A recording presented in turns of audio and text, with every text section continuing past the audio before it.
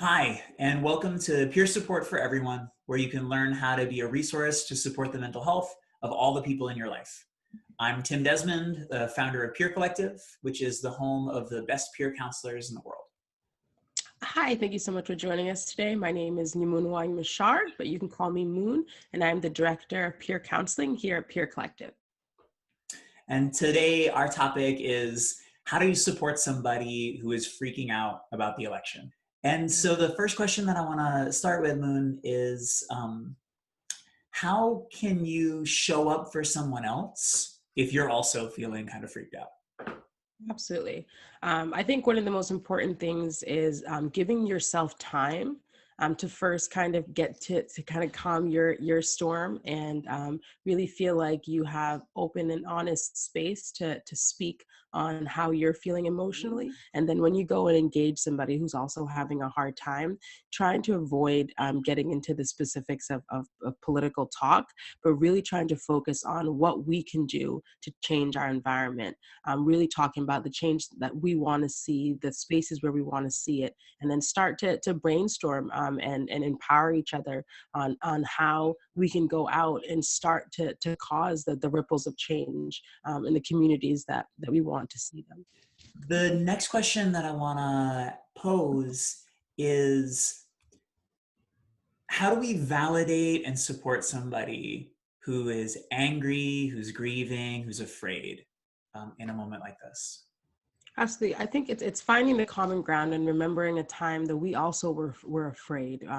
Finding examples of situations where we felt like we didn't have control and the fear overtook us. And so making sure that you validate, maybe you don't agree on the specifics of the governmental factors, but agreeing that you can validate the emotions of a person is very, very important.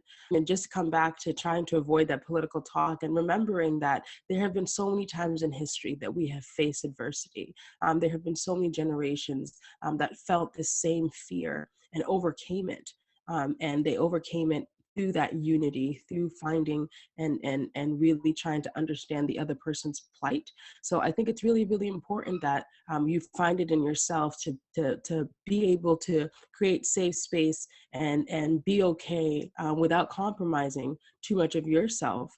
To really understand what someone is going through within the emotions and acknowledging that we all yearn for to see certain changes in our environment. Each one of us has felt certain injustices or frustrations with what we've seen from administrations, not only of current but even in the past. So I think it's trying to find that common ground and really focusing on understanding that this effect is real on people, even though if it might not be the same effect on you, but it's validating that someone else might be going through a different reaction and a different set of emotions than yourself. And it's really important to make sure that you hold that sacred space for them to be able to express that. Yeah, yeah, yeah. So I want to agree with what you were saying about being able to find just sort of a common ground from an emotional standpoint. Uh, Human beings, we've evolved. So much of what our mind does is it pictures a better reality, like a reality where more needs are met, and our mind has evolved to come up with ideas about how could the world be better than it is, to sort of motivate us to kind of act and Yeah. do things in the world.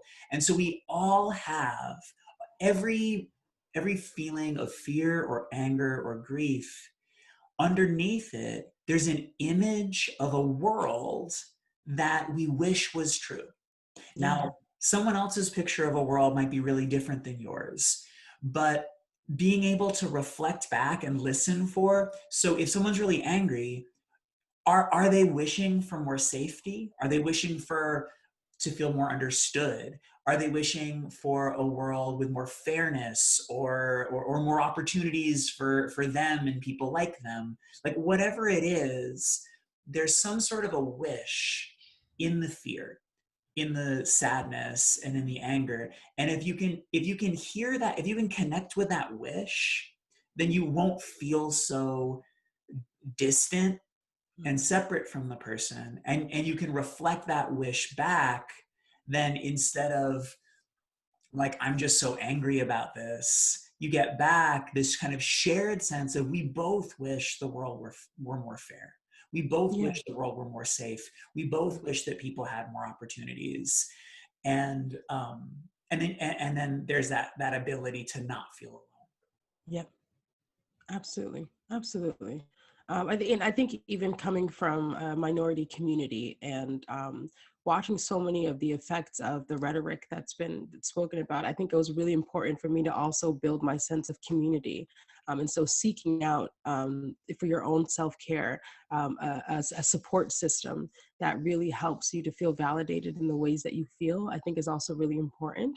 And having the wisdom to understand that sometimes certain conversations are not ready to be had, and to give yourself time and space to be able to come to terms and gain your strength when you're really, really raw in your emotions, I think is also really important. Yeah. And anyone who's listening, if you're looking for more support for yourself or Yeah. for other people in your life, you can also find some of the best peer counselors in the world who are available on peercollective.com.